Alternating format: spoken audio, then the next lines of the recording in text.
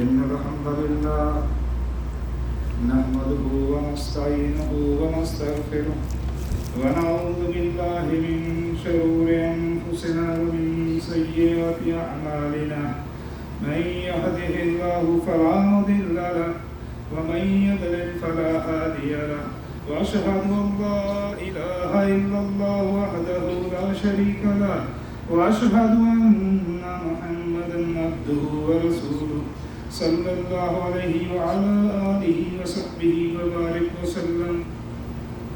يا أيها الذين آمنوا اتقوا الله حق تقاته ولا تموتن إلا وأنتم مسلمون.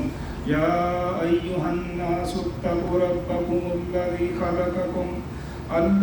خلقكم من نفس واحدة وخلق منها زوجها وبث منهما رجالا كثيرا ونساء واتقوا الله الذي تساءلون به والأرحام إن الله كان عليكم رقيبا.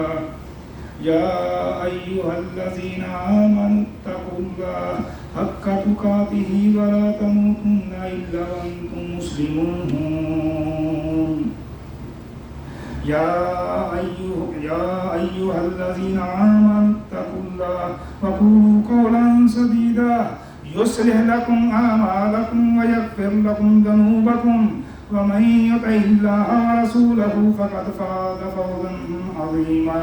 رب اشرح لي صدري ويسر لي أمري واحلل عقدة من لساني يفقهوا قولي.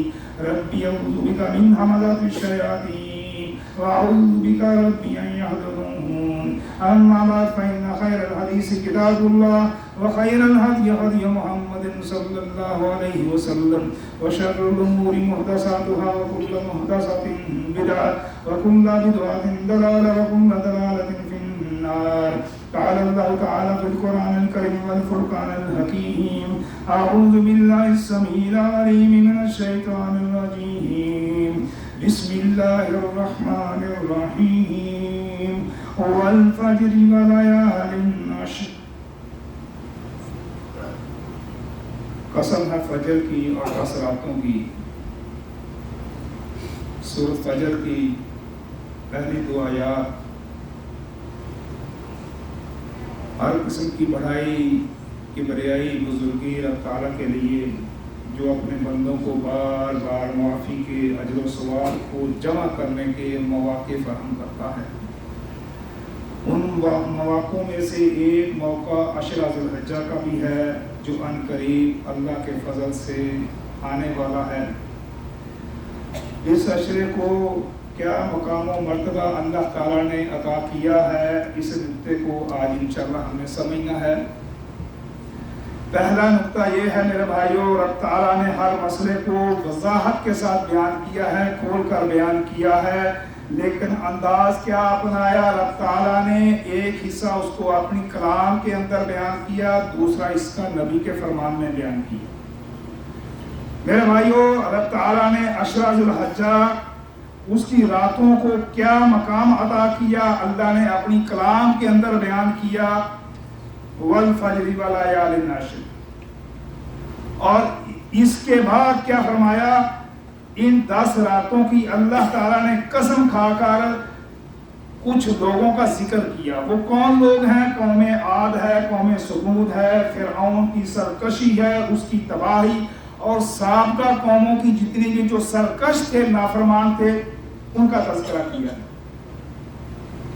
اس عشرے کی جو راتیں ہیں، راتوں کے حوالے سے اللہ نے اپنی کلام کے اندر بیان کیا، اور دنوں کے حوالے سے میرے بھائیوں عشرہ ذی الحجہ کے جو ایام ہیں، جو دن ہیں، ان کو اپنے پیغمبر کے فرمان کے اندر بیان کر دیا. کیسے بیان کیا؟ نبی علیہ السلام ارشاد فرماتے ہیں اللہ کے ہاں کوئی ایسا عمل نہیں جو ان 10 دنوں میں کیے ہوئے اعمال سے بھی افضل ہو، حتیٰ کہ جہاد فی سبیل اللہ بھی. البتہ وہ شخص مستثنا ہے جس کا مال بھی اللہ کے راہ میں خرچ ہو گیا، اس کی جان بھی اللہ کے راہ میں خرچ ہو گئی. دوسرا نقطہ میرے بھائیے، اس عشرے کو مقام و مرتبہ کیوں عطا کیا گیا؟ حافظ ابن حجر عسقلانی رحمہ اللہ ارشاد فرماتے ہیں दीन इस्लाम का फलसफा अल्लाह की बंदगी है, और इस्लाम के जितने भी अरकान हैं अल्लाह की बंदगी को जाहिर करते हैं। ज़ुल्हज्जा के जो इब्तिदाई अयाम हैं, बुनियल इस्लाम अला खमसा, इस्लाम के जो 5 अरकान हैं, बुनियादी रुकन जो सतून है मेरे भाइयों, वो इसी अशरे के अंदर जमा होते हैं। तौहीद का इकरार है, रिसालत पर ईमान है, नमाज है, रोज़ा है, ज़कात है, हज है। मेरे भाइयों, इन्हें 10 दिनों में ये जमा हो जाते हैं अरकान इस्लाम। बाकी दिनों में ये अरकान जमा नहीं होते। और इन्हीं 10 दिनों में मेरे भाइयों हज भी है। हज ये वो रुकन है जिसमें सही तरीके से, सही तरह से अल्लाह की बंदगी का इजहार होता है। हाजी तौहीद का इकरार करता है, रसालत के मुताबिक अमल करता है, लिबास के जरिए से अपनी बंदगी ज़ाहिर करता है, ज़बान के जरिए से, अपने अमल से, अपने कौल से, अपने फेल से बंदगी का इजहार करता है। मेरे भाइयों, ज़ुल्हज्जा के पहले अशरे को ये मकाम हासिल है कि इसमें किए गए अमाल दूसरे दिनों के अंदर मेरे भाइयों बराबर नहीं है। क्यों? इस अशरे के अंदर 2 अजीम दिन आते हैं। वो 2 अजीम दिन कौन से हैं मेरे भाइयों? पहला दिन है यौम अरफा का दिन। ये वो दिन है जो हज का असल दिन है और हज का अहम तरीन रुकन है, वकूफ़ अरफा है। इसी दिन अदा किया जाता है। ये वो दिन है जिसके बारे में नबी अलैहिस्सलाम इरशाद फरमाते हैं, अल्लाह अज़्ज़ा व जल अरफा के दिन जितने गुलाम और लौंडियां यानी अपने बंदे और बंदियों को जहन्नम से आज़ाद करता है, इतना किसी और दिन नहीं करता। इस दिन वो अपने बंदों के करीब होता है, फरिश्तों के सामने अपने बंदों पर फख्र करता है और पूछता है ये लोग क्या चाहते हैं। मेरे भाइयों, अल्लाह ताला उसकी ज़ात क्या ज़ात है उसकी, हम अक्सर इस मामले के अंदर शुक व शुबहत का शिकार हो जाते हैं। अल्लाह ताला की ये सिफ्त है कि वो दिनों के अंदर जो बातें छुपी होती हैं, जो ज़बान के ऊपर नहीं आती होती, वो अल्लाह उनको भी जानता है। अल्लाह ताला ने पूरी कायनात की तख्लीक से पहले 50,000 साल पहले हर चीज़ का हिसाब लिख दिया मेरे भाइयों। ये उसका इल्म है। लेकिन इस इल्म के बावजूद अल्लाह ताला अपने फरिश्तों से सवाल करता है, ये जो अरफा के दिन जमा हुए हैं लोग, ये क्या चाहते हैं मेरे भाइयों? ये अल्लाह का सवाल फरिश्तों के सामने है।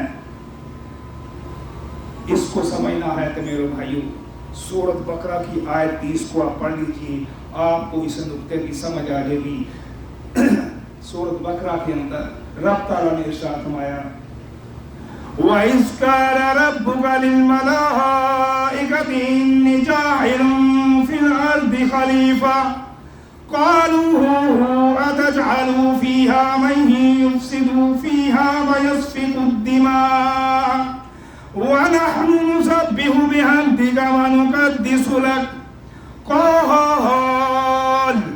क़ाल इन्नी अअलमु मा ला तअलमून। मेरे भाइयों, रब ताला ने जब फरिश्तों से कहा कि मैं ज़मीन पर एक खलीफा बनाने वाला हूँ, तो फरिश्तों ने क्या कहा? जवाब क्या दिया? ऐ अल्लाह, तो उसे बनाएगा जो ज़मीन पर फसाद करेगा, खून बहाएगा। हम तेरी तारीफ, तेरी तस्बीह, तेरी पाकीज़ी बयान करने वाले हैं। अल्लाह ताला इरशाद फरमाता है, जवाब क्या दिया? इन्नी अअलमु मा ला तअलमून, जो मैं जानता हूँ तुम नहीं जानते। ये वो नुक्ता है मेरे भाइयों कि रब ताला फरिश्तों से पूछता है ये क्या चाहते हैं बंदे। मेरे भाइयों, ये उसका जवाब है। ये जवाब क्या है? रब ताला ने फरिश्तों से, रब ताला फरिश्तों को मनवाना चाहता है। तुमने कहा था ये इंसान जमीन के ऊपर फसाद करेगा, कत्ल व गारत करेगा, खून खराबा करेगा, तो बताओ ये जो लोग जमा हुए हैं बिखरे बालों के साथ, लिबास ऐसा है कि सबका लिबास एक जैसा है, बाल बिखरे हुए हैं, गंदो गुबार से आलूदा है, तो मुझे बताओ तुमने कहा था ये फसाद करेगा, कत्ल व गारत करेगा, तो ये क्या चाहते हैं यहाँ पर? रब ताला जवाब देता है ये पुर उम्मीद है, मुझसे उम्मीदें वाबस्ता किए हुए हैं, मुझसे तौबा इस्तग़फ़ार कर। अल्लाह अकबर। मेरे भाइयों, ये वजह है रब ताला फरिश्तों के सामने अपने बंदों पर फख्र करता है कि मेरे बंदे अपनी बंदगी, अपनी आजिज़ी वो पेश कर रहे हैं, उसका इजहार कर रहे हैं, उसको जाहिर कर रहे हैं। अशर ज़ुल्हिज्जा में दूसरा अजीम तरीन जो दिन यौम नहर है, जिसके बारे में नबी अलैहिस्सलाम इरशाद फरमाते हैं, इन्ना आज़मल अय्याम इंदल्लाहि तबारक व तआला यौमुन नहर। अल्लाह तबारक व तआला के यहाँ सबसे बढ़कर अजमत वाला जो दिन है, कुर्बानी का दिन है, यौम नहर का दिन है, 10 ज़िलहज्जा का दिन है। ये वो अजीम दिन है जिस दिन रब ताला का तकर्रुब हासिल करने के लिए सुन्नत इब्राहीम पर अमल करते हुए जानवरों की कुर्बानी की जाती है। कुर्बानी उस अमल का नाम है मेरे भाइयों, अल्लाह ताला के हुक्म को बजा लाना कुर्बानी का नाम है। अल्लाह हुक्म दे माल खर्च करने का, माल खर्च कर दो। अल्लाह हुक्म दे औलाद को खर्च कर दो, औलाद खर्च कर दो। औलाद को वक्फ करना है, औलाद को वक्फ कर दो। अल्लाह हुक्म दे दे अपनी अजीम तरीन चीज मेरी राह के अंदर खर्च कर दो, तो मेरे भाई उसको खर्च करने के लिए तैयार रहना चाहिए। ये मेरे भाइयों कुर्बानी का मकसद है। आज मेरे भाइयों अल्लाह ताला ने 10 ज़िलहज्जा के हवाले से अल्लाह ताला मुतालबा करता है जानवरों की कुर्बानी पेश कर दो। आज हमें जानवरों की कुर्बानी के लिए तैयार रहना चाहिए, उसको पेश कर देना चाहिए। अल्लाह अकबर। कुर्बानी का इरादा रखने वाला मेरे भाइयों इस नुक्ते को भी ज़हन नशीन कर ले कि आपने इस कुर्बानी वाले अमल को अमली शक्ल भी दे। उसको अमली शक्ल किस तरह दे कि जब ज़िलहज्जा का चांद नजर आ जाए तो ना अपने सर के बालों की हजामत बनवाए, ना अपने नाखूनों को तराशे, और जो जानवर की कुर्बानी की गुंजाइश ना रखता हो वो भी कुर्बानी जैसे अमल को पा सकता है। वो कैसे? एक शख्स नबी अलैहिस्सलाम के पास तशरीफ लाता है, सवाल करता है, ऐ अल्लाह के रसूल सल्लल्लाहु अलैहि वसल्लम, मेरे पास एक जानवर है जो दूध देने वाला है, क्या मैं उसकी कुर्बानी कर लूं? नबी अलैहिस्सलाम इरशाद फरमाते हैं, नहीं, तुम उसकी कुर्बानी ना करना। अलबत्ता एक काम करना, तुम कुर्बानी वाले दिन क्या करना, अपने नाखूनों को काट लेना, सर के बालों को काट लेना, मूंछों को तराश लेना, शर्मगाह के बाल को मूंद लेना, तो अल्लाह ताला के यहाँ तेरी पूरी की पूरी कुर्बानी शुमार हो जाएगी। मेरे भाइयों, कुर्बानी ये वो अमल है, इसको कुर्बानी का इरादा रखने वाला इस बात पर भी अमल कर रहे, जो कुर्बानी की इस्तिताअत नहीं रखता वो भी इस अजर को पाने की कोशिश करे, उससे महरूम ना रहे। कुर्बानी ये वो अमल है, इसकी कबूलियत के जरूरी है। कुर्बानी हलाल कमाई से खरीदे और ये इस बात का यकीन कर ले इसमें हराम कमाई का एक पैसा शामिल ना हो। जैसे मेरे भाइयों दूध में पेशाब की एक छींट पड़ने से सारे का सारा दूध खराब हो जाता है, ये आइन ही हलाल कमाई में हराम कमाई का एक पैसा भी शामिल हो जाए, सारी की सारी कमाई हराम के खाते में शुमार हो जाती है। हलाल और हराम को मिक्स करना मेरे भाइयों कभी जुर्म है। जैसे मेरे भाइयों मुशरिकीन भी इसको जानते थे, वो भी इस नुक्ते को समझते थे। जाकर मेरे भाइयों मुतालिया कर लीजिएगा कि मुशरिकीन का क्या अकीदा था। बैतुल्लाह जब पुरानी उसकी इमारत बोसीदा हो गई, उसको दोबारा बनाने की उन्होंने इरादा किया, तो पूरे कबाइल के अंदर एक ऐलान किया। क्या ऐलान किया कि हम बैतुल्लाह को दोबारा बनाने का इरादा रखते हैं और हर कबीले वाला जो भी शख्स इसके अंदर हिस्सा लेना चाहे माली तौर पर, वो इसके अंदर हलाल कमाई पेश करे, हराम कमाई को यहाँ से दूर रखे। हराम कमाई नहीं चाहिए। मेरे भाइयों देख लीजिए, हलाल कमाई को मुशरिकीन थे, अल्लाह ने उनको काफिर कहा, लेकिन हलाल कमाई इतनी जमा हुई कि हतीम का जो हिस्सा है वो ना तमीर हो सका, वो आज भी बैतुल्लाह से बाहर है। लेकिन मेरे भाई जो पुरानी बुनियादें हैं वो हतीम उसके अंदर शामिल है। हराम और हलाल मेरे भाइयों ये बड़ा अहम नुक्ता है, इसलिए कोशिश करें कि अपने पेट के अंदर, अपनी लिबास के ऊपर उसको हलाल कमाई खर्च करें। मेरे भाइयों हराम कमाई की नहुसत किस कदर है। بندے کا کوئی عمل جو صالح عمل ہے اللہ کے ہاں قبول نہیں ہوتا، حتیٰ کہ جب بندہ اپنے رب کو پکارتا ہے، جب ایک بندہ لمبا سفر طے کر کے بیت اللہ کا حج کے لیے اس کا سفر کا قصد کرتا ہے، سفر کے اثرات اس کے جسم پر نمایاں نظر آتے ہیں، اس کے بال بکھرے ہوئے ہیں، چہرے پر جسم پر گرد و غبار ہے۔ میرے بھائیو، اس حالت کے اندر وہ ہاتھوں کو بلند کرتا ہے آسمانوں کی طرف اور رب تعالیٰ کو پکارتا ہے، یا ربی یا ربی، اللہ تعالیٰ کو پکارتا ہے۔ نبی علیہ السلام ارشاد کیا فرماتے ہیں؟ آپ نے فرمایا اللہ اس کی دعا کہاں قبول کرے گا، کیسے قبول کرے، جب اس کا کھانا حرام کا، اس کا پینا حرام کا، اس کا لباس حرام کا، اس کی غذا حرام کی۔ میرے بھائیو، حلال کے اندر حرام مکس ہو جائے، پھر اس کو اپنی ذات کے اوپر خرچ کرنا، کھانے کے طور پر، لباس کے طور پر، سفر کے طور پر، کہیں بھی آپ اس کو خرچ کریں گے، پھر آپ میرے بھائیو، کوئی بھی شخص، میں ہوں، آپ ہو، کوئی بھی ہو، رب تعالیٰ کو پکارے گا، ہماری دعائیں کہاں قبول ہوں گی؟ حرام کمائی کو اپنے آپ سے دور رکھیے میرے بھائی۔ قربانی یہ وہ عظیم عمل ہے، اگر ہم چاہتے ہیں ہماری قربانیاں اللہ کے ہاں مقبول ہو جائیں تو پھر اس عمل کو میرے بھائیوں اخلاص کے ساتھ پیش کرنا ہے، ریاکاری سے پاک کرتے ہوئے اخلاص کے ساتھ اس عمل کو پیش کرنا ہے۔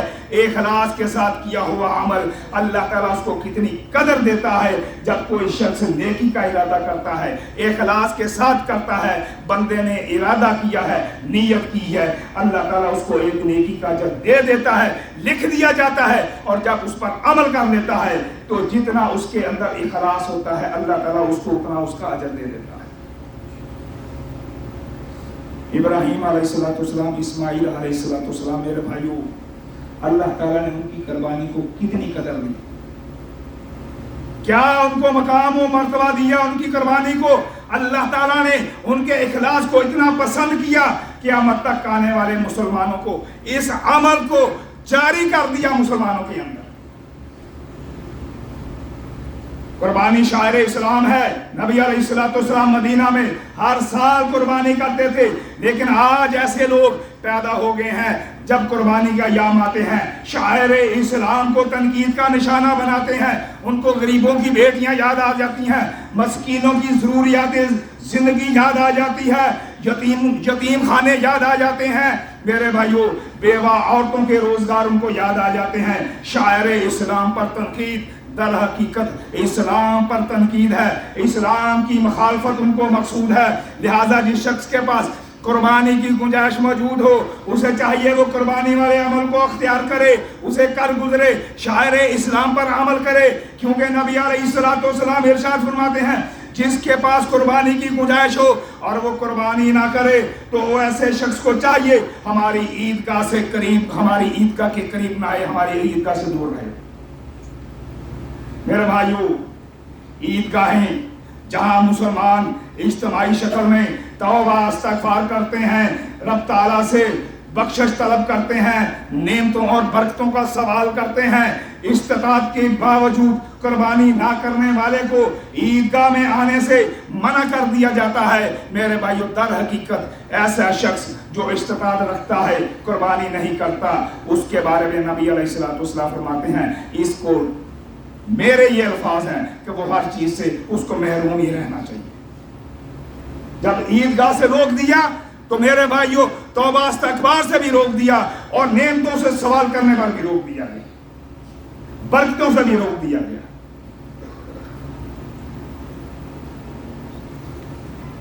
دعا ہے اللہ تعالیٰ سے سمجھ کر عمل کی توفیق عطا فرمائے۔ اقول قولی ھذا واستغفر اللہ من کل ذنب فاستغفروہ انہ ھو الغفور الرحیم۔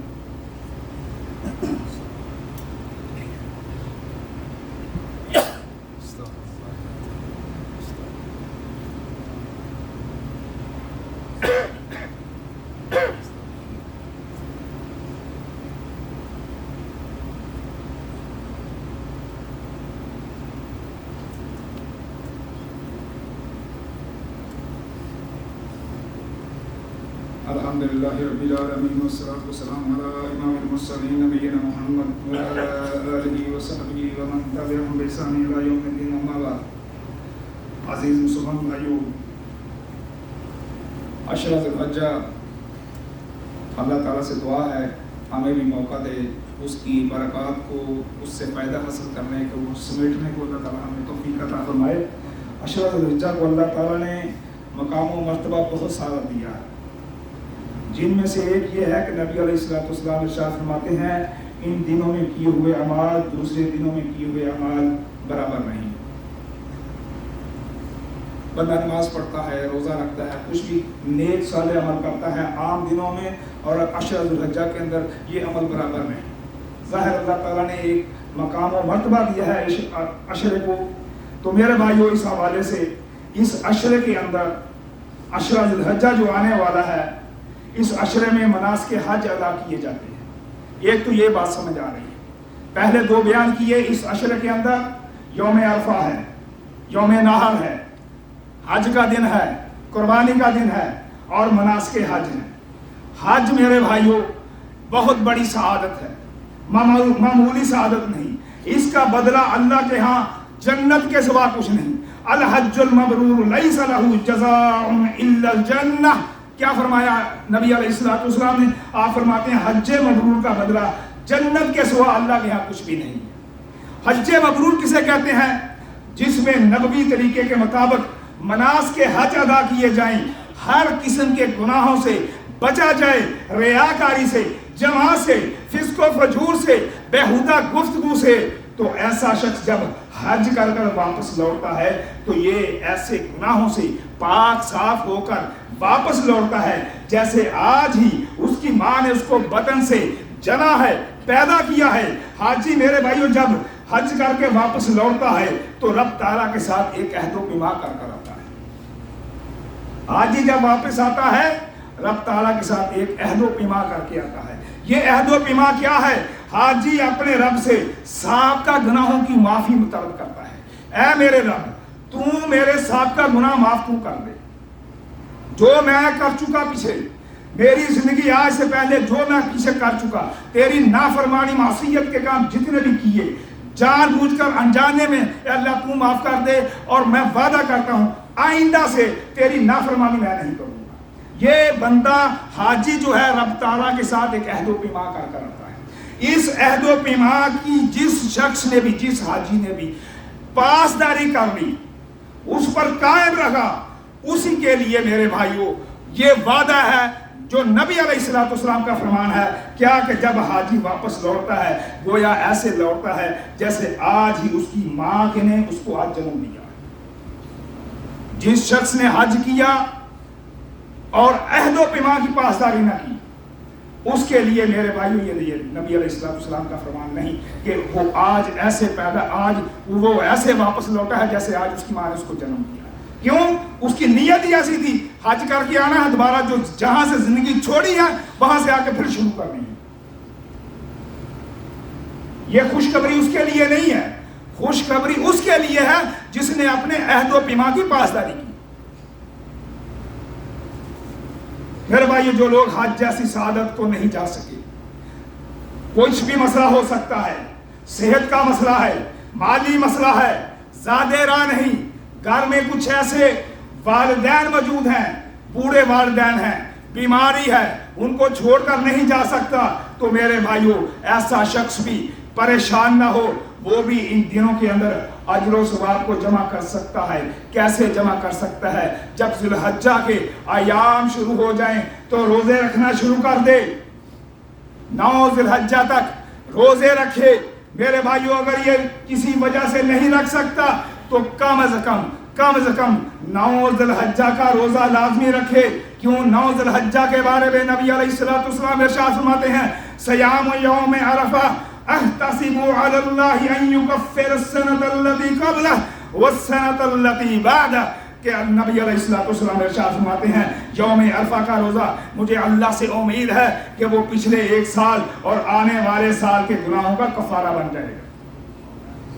بہت عظیم عمل ہے یوم عرفہ کا روزہ، ان کے لیے ہے جو حج جیسی سعادت کو نہیں جا سکے، لیکن جن کو یہ سعادت حاصل ہو جائے، جو حج کے لیے چلے جائیں، جو وہاں پر موجود ہوں میرے بھائیو وہ مناسک حج ادا کریں گے، وہ عرفہ کا روزہ نہیں رکھیں گے، کیونکہ یوم عرفہ کا روزہ میرے بھائیو اس حوالے سے نبی علیہ الصلوۃ والسلام موجود ہے وہاں پر، لوگوں نے آپس کے اندر گفتگو شروع کی کہ کچھ کہہ رہے ہیں نبی علیہ الصلوۃ والسلام آج روزے کی حالت میں ہے، کچھ نے کہا نہیں آج روزے کی حالت میں نہیں۔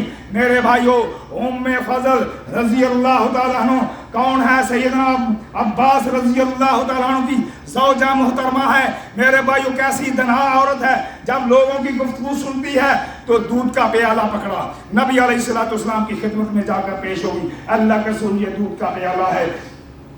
پیش کرنے کا مقصد جو لوگوں کے اندر گفتگو چل رہی ہے کہ آج وہ روزے سے ہیں نہیں ہے، یہ بات واضح ہو جائے گی کہ اگر آپ نے دودھ کو نوش فرمایا تو آپ روزے میں نہیں ہیں، اور اگر آپ نے نوش نہ کیا تو آپ روزے کی حالت میں ہوں گے۔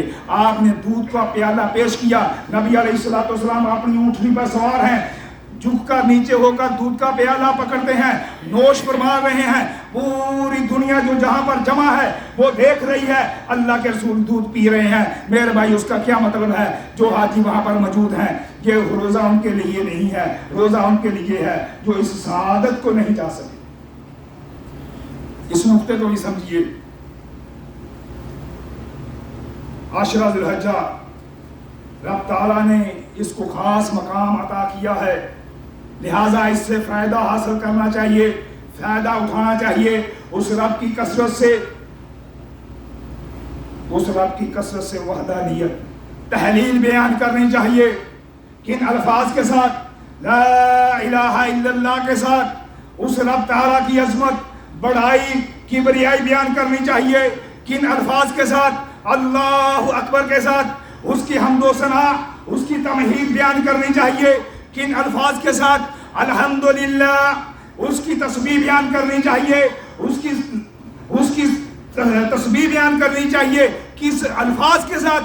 سبحان اللہ کے ساتھ۔ میرے بھائیو اس عشرے میں تکبیرات کو بلند کرنا چاہیے، کن الفاظ کے ساتھ؟ اللہ اکبر، اللہ اکبر، لا الہ الا اللہ، واللہ اکبر، اللہ اکبر وللہ الحمد، اللہ اکبر کبیرہ، اللہ اکبر کبیرہ، اللہ اکبر وعجل، اللہ اکبر وللہ الحمد، اللہ اکبر کبیرہ والحمد للہ کثیرہ وسبحان اللہ بکرۃ وعصیلا۔ میرے بھائیو یہ تکبیرات یکم ذی الحجہ سے لے کر 13 ذی الحجہ نماز عصر تک اس تکبیرات کو میرے بھائیوں پڑھنا چاہیے۔ ان تکبیرات کو مطلق تکبیرات کہتے ہیں، اور 9 ذی الحجہ سے لے کر نماز فجر سے لے کر 9 ذی الحجہ نماز فجر سے لے کر 13 ذی الحجہ نماز عصر تک تکبیرات، یہی تکبیرات پڑھنی چاہیے۔ ان تکبیرات کو موقیت تکبیرات کہتے ہیں جو ہر فرض نماز کے بعد پڑھی جاتی ہیں۔ میرے بھائیوں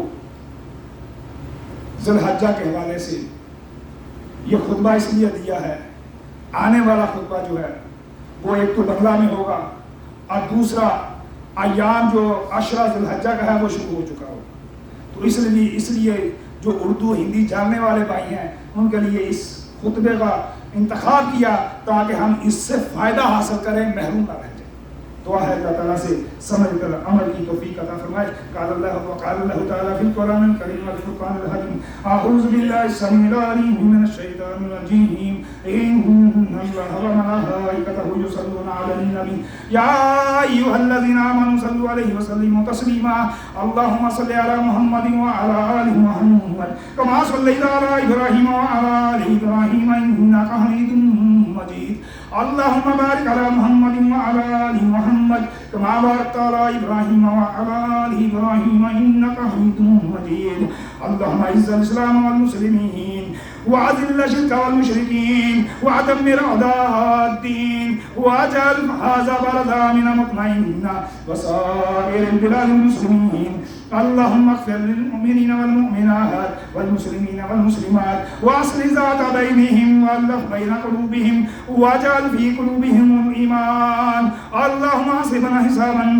يسيرا اللهم أقم علم الجهاد اللهم انصر المجاهدين في كل مكان اللهم انصر المجاهدين في فلسطين اللهم انصر المجاهدين في غزة ربنا آتنا في الدنيا حسنة وفي الآخرة حسنة وقنا عذاب النار.